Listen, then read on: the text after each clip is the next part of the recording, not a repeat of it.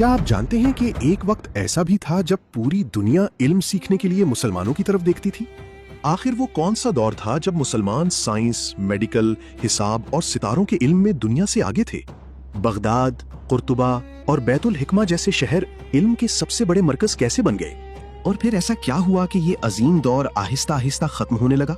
आइए आज से तकरीबन 1400 साल पीछे चलते और देखते हैं कि इस्लाम का सुनहरी दौर कैसे उरूज पर पहुंचा और फिर कैसे आहिस्ता आहिस्ता जवाल का शिकार हो गया।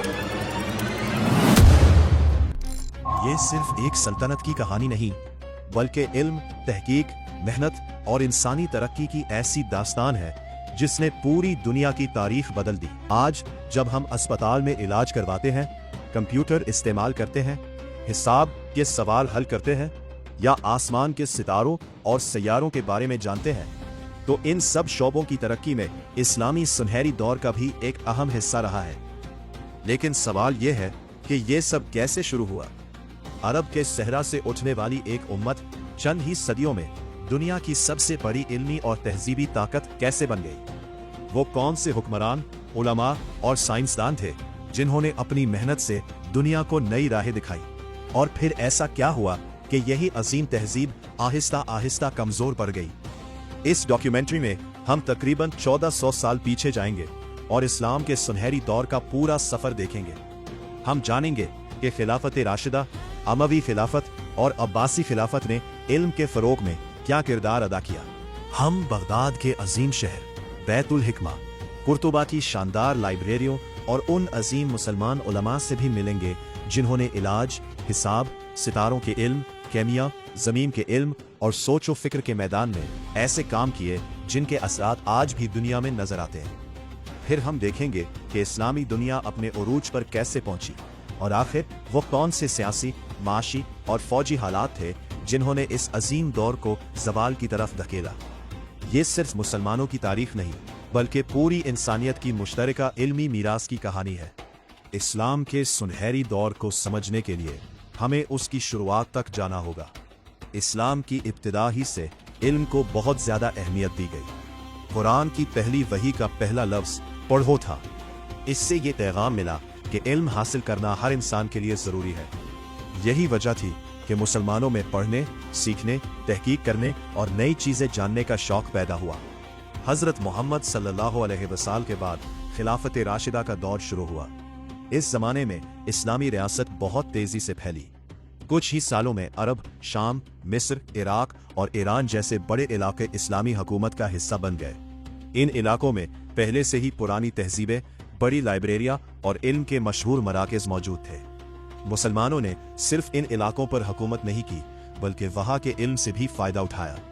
उन्होंने मुख्तलिफ ज़बानें सीखी, नई किताबें पढ़ी, नए उलूम को समझा और तहकीक का काम शुरू किया। सन 661 ईस्वी में उमवी खिलाफत कायम हुई और दमश्क को दारुल हुकूमत बनाया गया। अमवी हुक्मरानों ने एक मजबूत निज़ाम कायम किया, तिजारत को बढ़ाया, नई सड़कें बनाई और कई नए शहर आबाद किए। इससे मुख्तलिफ इलाकों के दरमियान सफर, तिजारत और इल्म का तबादला पहले से ज्यादा आसान हो गया। फिर सन 750 ईस्वी में अब्बासी खिलाफत कायम हुई। अब्बासी हुक्मरानों ने दारुल हुकूमत दमश्क से बगदाद मुंतकिल कर दिया। इस वक्त शायद किसी ने नहीं सोचा था कि यही शहर आने वाली कई सदियों तक दुनिया का सबसे बड़ा इल्मी मरकज बन जाएगा। बगदाद दरियाए दजला के किनारे आबाद एक खूबसूरत और अच्छी मंसूबाबंदी वाला शहर था। यहाँ दूर दूर से ताजिर, उलमा, डॉक्टर, फलसफी, रियाजीदान और हुनरमंद आते थे। मुख्तलिफ कौमों और जबानों के लोग एक साथ रहते, एक दूसरे से सीखते और अपना इल्म एक दूसरे के साथ बांटते थे।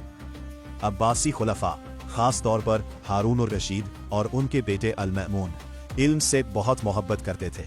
वो समझते थे कि एक मजबूत रियासत सिर्फ ताकतवर फौज से नहीं, बल्कि तालीम, तहकीक और इंसाफ से भी मजबूत बनती है। इसीलिए उन्होंने उलमा की हौसला अफजाई की, बड़ी लाइब्रेरियां बनवाईं और इल्मी इदारों की सरपरस्ती की। इसी जमाने में बगदाद में एक अजीम इदारा बनाया गया जिसे बैतुल हिकमा कहा जाता था। ये सिर्फ एक लाइब्रेरी नहीं थी, बल्कि एक बड़ा तहकीकी मरकज था। यहाँ दुनिया के मुख्तलिफ इलाकों से लाई गई किताबों का अरबी में तर्जुमा किया जाता था। उलमा नई तहकीक करते, ایک دوسرے سے علم پر بات کرتے اور مختلف شعبوں میں نئی معلومات شامل کرتے تھے۔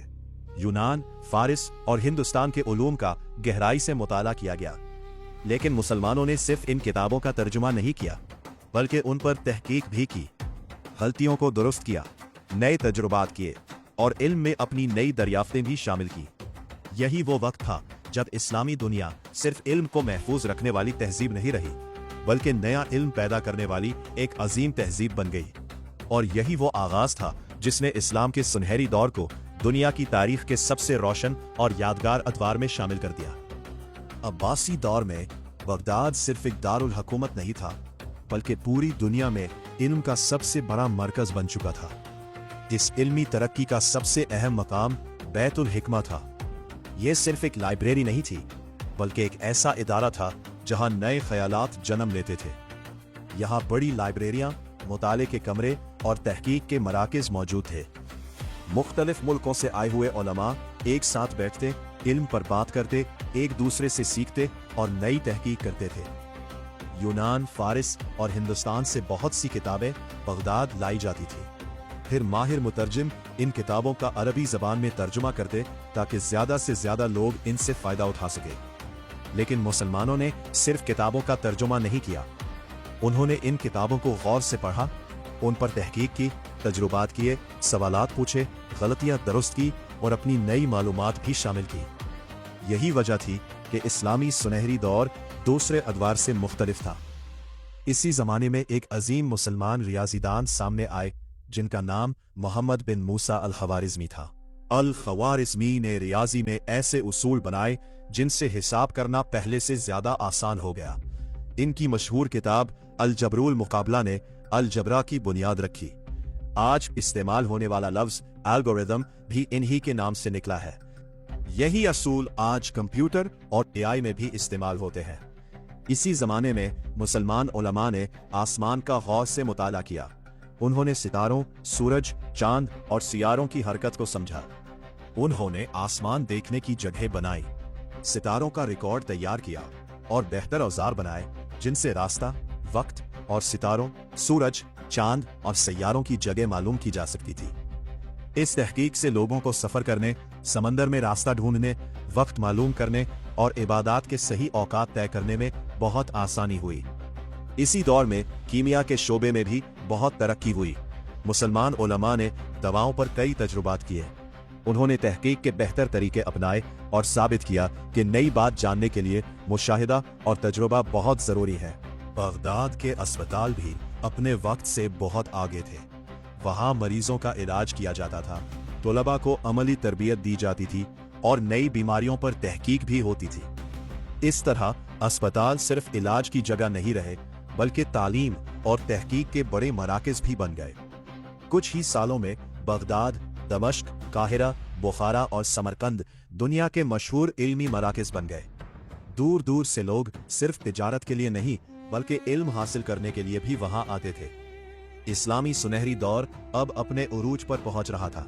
آنے والے برسوں میں مسلمان علماء طب، ریاضی، فلکیات، جغرافیہ اور انجینئرنگ میں ایسے کام کریں گے جن کے اثرات آج بھی دنیا میں نظر آتے ہیں۔ علاج کے شعبے میں ایک اور عظیم سائنسدان ابو بکر محمد بن زکریا الرازی تھے۔ وہ صرف ایک ڈاکٹر نہیں بلکہ ایک بہترین تحقیق کرنے والے سائنسدان بھی تھے۔ انہوں نے اسمال پاکس، چیچک اور میزلز، خسرے جیسی بیماریوں میں فرق واضح کیا، مریضوں کی علامات کو تفصیل سے لکھا اور ایسی علاج کی کتابیں تیار کیں جن سے کئی صدیوں تک مشرق اور یورپ کے ڈاکٹر فائدہ اٹھاتے رہے۔ اس کے بعد ایک اور عظیم نام سامنے آتا ہے، ابو علی حسین ابن سینا۔ ابن سینا نے علاج، سوچ اور سائنس کے مختلف شعبوں میں بے مثال خدمات انجام دی۔ ان کی مشہور کتاب القانون فی الطب کئی سو سال تک یورپ اور اسلامی دنیا کے تعلیمی اداروں میں بنیادی نصاب کے طور پر پڑھائی جاتی رہی۔ یہ علاج کی کتاب تھی جس میں بیماریوں، دواؤں، جسم کے مختلف حصوں اور علاج کے اصول بہت منظم انداز میں بیان کیے گئے تھے۔ اسی زمانے میں ایک اور غیر معمولی مسلمان عالم ابن الہاشم تھے جنہیں آج روشنی کے علم آپٹکس کا بانی مانا جاتا ہے۔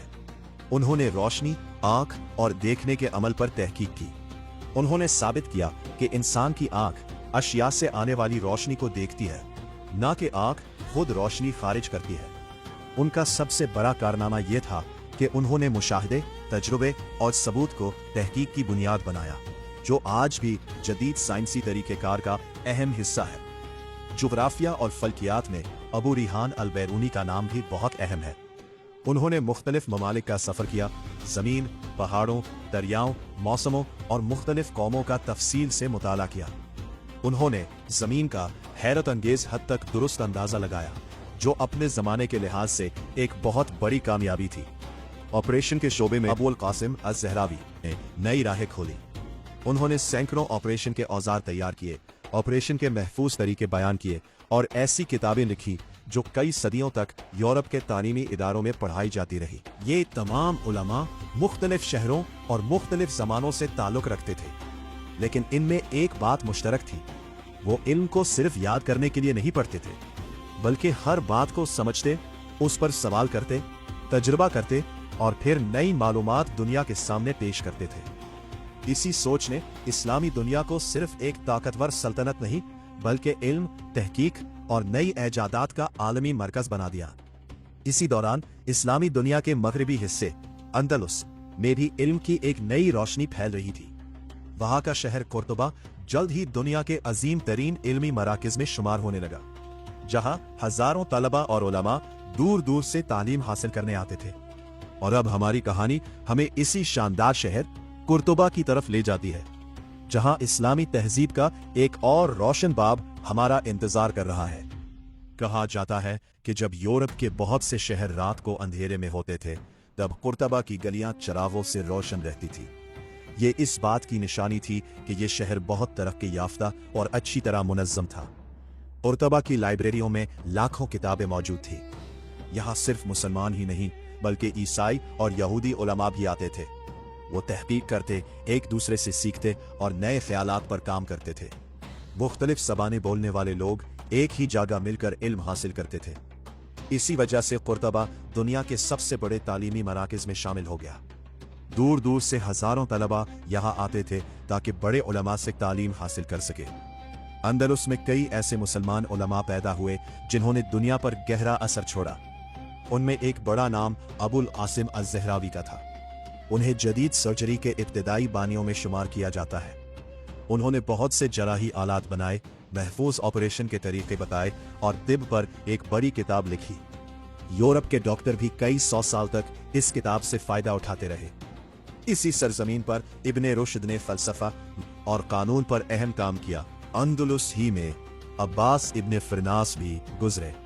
उन्हें परवाज की पहली कोशिश करने वालों में शुमार किया जाता है। रवायत के मुताबिक उन्होंने परों जैसा एक आला बनाया और उड़ने की कोशिश की। अगरचे वो पूरी तरह कामयाब नहीं हुए, लेकिन उनके तजुर्बे ने यह दिखाया कि मुसलमान उलमा सिर्फ किताबें नहीं पढ़ते थे, बल्कि खुद भी नए तजुर्बे करते थे। अंदलुस में इल्म को बहुत अहमियत दी जाती थी। हुक्मरान तालीमी इदारों की मदद करते थे। अमीर लोग लाइब्रेरियां बनवाते थे। आम लोग भी अपने बच्चों को तालीम दिलाने की कोशिश करते थे। इसी वजह से यहाँ तिब, रियाजी, फल्कियात, अदब, फलसफा और दूसरी बहुत सी इल्मी शाखें तरक्की करती रहीं। अब इस्लामी सुनहरी दौर अपनी सबसे बड़ी कामयाबी पर पहुंच चुका था। इल्म, तहकीक, तिजारत, फन तामीर और सकाफत हर मैदान में तरक्की हो रही थी। लेकिन तारीख हमेशा एक जैसी नहीं रहती। जल्द ही इस्लामी दुनिया को अंदरूनी इख्तलाफात, सियासी कमजोरी और बैरूनी हमलों जैसे बड़े मसाइल का सामना करना पड़ा। इन वाकयात ने इस अजीम तहजीब के मुस्तकबिल पर गहरा असर डाला। इस्लामी सुनहरी दौर कई सदियों तक दुनिया के लिए इल्म, तहकीक और तरक्की की अलामत रहा। लेकिन तारीख हमें यह बताती है कि कोई भी अजीम तहजीब हमेशा एक ही मकाम पर नहीं रहती। वक्त के साथ नए चैलेंज सामने आते हैं और यही चैलेंज किसी भी सल्तनत के मुस्तकबिल का फैसला करते हैं। 12वीं सदी के बाद इस्लामी दुनिया में आहिस्ता आहिस्ता तब्दीलियां आने लगी। अब्बासी खिलाफत का असर पहले जैसा मजबूत नहीं रहा था। सल्तनत बहुत वसी हो चुकी थी, इसलिए तमाम इलाकों पर एक ही मरकज से हुकूमत करना मुश्किल होता जा रहा था। कई सूबों के मकामी हुक्मरान ज्यादा खुद मुख्तार होते गए। अगरचे वो नाम के तौर पर अब्बासी खलीफा को तस्लीम करते थे, लेकिन अपने इलाकों के फैसले खुद करने लगे। इससे मरकजी हुकूमत की ताकत कमजोर होने लगी। इसी दौरान मुख्तलिफ मुस्लिम रियासतों के दरमियान सियासी इख्तिलाफात भी बढ़ने लगे। वो एक दूसरे की मदद करने के बजाय हुकूमत और जमीन हासिल करने के लिए आपस में लड़ने लगे। इसका बुरा असर तिजारत, मईशत और इल्म पर भी पड़ा। अगरचे बगदाद, काहिरा, दमिश्क और कुर्तबा जैसे शहरों में तालीम और तहकीक का सिलसिला जारी था, लेकिन पहले जैसा इत्तेहाद और इस्तेहकाम बाकी नहीं रहा। दूसरी तरफ यूरोप भी आहिस्ता आहिस्ता तरक्की कर रहा था। मुसलमानों का इल्म वहां के तालीमी इदारों तक पहुंच गया। नए तालीमी इदारे बने और लोग साइंस, इलाज और नई बातें सीखने में ज्यादा दिलचस्पी लेने लगे। इस तरह इल्म दुनिया के मुख्तलिफ हिस्सों में फैलता गया। इसी दौरान इस्लामी दुनिया को बैरूनी खतरात का भी सामना करना पड़ा। मुख्तलिफ इलाकों में सलीबी जंगें हुई, जिन्होंने मशरक़ वुस्ता के कई शहरों को मुतासिर किया। अगरचे मुसलमान हुक्मरानों ने कई अहम कामयाबियां भी हासिल की, लेकिन इन तवील जंगों ने इंसानी जानों, वसाइल और मईशत पर गहरा असर डाला। इन तमाम मुश्किलात के बावजूद मुसलमान उलमा ने तहकीक का काम मुकम्मल तौर पर नहीं छोड़ा। मदारिस, लाइब्रेरियां और इल्मी मराकिज अब भी काम कर रहे थे और नई किताबें लिखी जा रही थी। इससे मालूम होता है कि सियासी मुश्किलात के बावजूद इल्म की रवायत मुकम्मल तौर पर खत्म नहीं हुई थी, लेकिन मशरिक की तरफ एक नई ताकत तेजी से उभर रही थी। ये थे मंगोल। इनकी फतूहात ने एशिया के बड़े हिस्से को अपनी लपेट में ले लिया था और अब इनकी नजरें इस्लामी दुनिया के दिल यानी बगदाद पर थीं। कोई नहीं जानता था कि आने वाले चंद बरसों में एक ऐसा वाकया पेश आने वाला है जो न सिर्फ अब्बासी खिलाफत बल्कि पूरी इस्लामी तारीख का एक अहम मोड़ बन जाएगा। 13वीं सदी तक मंगोल सल्तनत दुनिया की सबसे ताकतवर सल्तनतों में शुमार होने लगी थी। चंगेज खान की फतूहात के बाद इसकी औलाद ने मुख्तलिफ इलाकों में अपनी हुकूमत कायम की और मगरबी एशिया की तरफ पेशकदमी जारी रखी। इसी सिलसिले में मंगोल फौज की क़यादत हिलाकू खान के हाथ में आई। इसका मकसद अब्बासी खिलाफत की ताकत को खत्म करना और बगदाद पर कब्जा करना था। इस वक्त बगदाद सिर्फ एक दारुल हुकूमत नहीं था, ये इल्म, तिजारत, सकाफत और तहजीब का दिल था। यहाँ दुनिया की अजीम लाइब्रेरियां, मदारिस, अस्पताल और तहकीकी मराकज मौजूद थे। हजारों उलमा, तबीब, फलसफी और तालिब इल्म इस शहर में रहते और काम करते थे। सन 1258 में मंगोल फौज बगदाद के दरवाजों तक पहुंच गई। शहर का मुहासरा किया गया और चंद ही दिनों बाद दिफाई दीवारें टूट गईं। इसके बाद बगदाद पर कब्जा कर लिया गया। इस हमले में शहर को शदीद नुकसान पहुंचा। बेशुमार लोग अपनी जानों से हाथ धो बैठे, तारीखी इमारतें तबाह हुईं और कई इल्मी मराकिज भी मुतासिर हुए। इनमें सबसे मशहूर बैतुल हिकमा भी था, जो कई सदियों से इल्म और तहकीक का मरकज था। मुख्तलिफ तारीखी रिवायात के मुताबिक इसके इल्मी ज़ख़ीरे को बहुत नुकसान पहुंचा। अगरचे इस तबाही की तफसीलात के बारे में मुअर्रिखीन के दरमियान इख्तिलाफ पाया जाता है, लेकिन इस बात पर इत्तिफाक है कि बगदाद की इल्मी दुनिया को एक बहुत बड़ा धचका लगा। ये वाक़या सिर्फ एक शहर की तबाही नहीं था, बल्कि अब्बासी खिलाफत के इख्तिताम की अलामत भी बन गया। तकरीबन 500 साल तक कायम रहने वाली ये खिलाफत अब अपने आखिरी मरहले में पहुंच चुकी थी।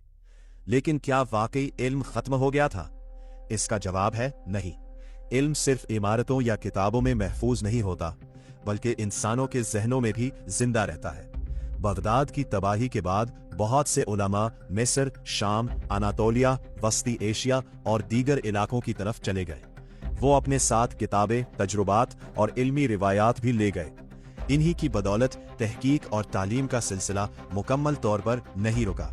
सिर्फ 2 साल बाद 1260 ईस्वी में फलस्तीन के इलाके ऐन जालूत में एक फैसला कुन जंग हुई। ममलूक अफवाज ने मंगोलों को शिकस्त दी। ये तारीख की पहली बड़ी शिकस्त थी जो मंगोल फौज को खुले मैदान में मिली, और इसने इनकी मजीद पेशकदमी को रोक दिया। अगर ये जंग मुख्तलिफ नतीजा देती तो मुमकिन है मशरिक़ वुस्ता और शमाली अफ्रीका की तारीख बिल्कुल मुख्तलिफ होती। अगरचे इस्लामी सुनहरी दौर अपने उरूज से गुजर चुका था, लेकिन उसकी इल्मी मीरास जिंदा रही।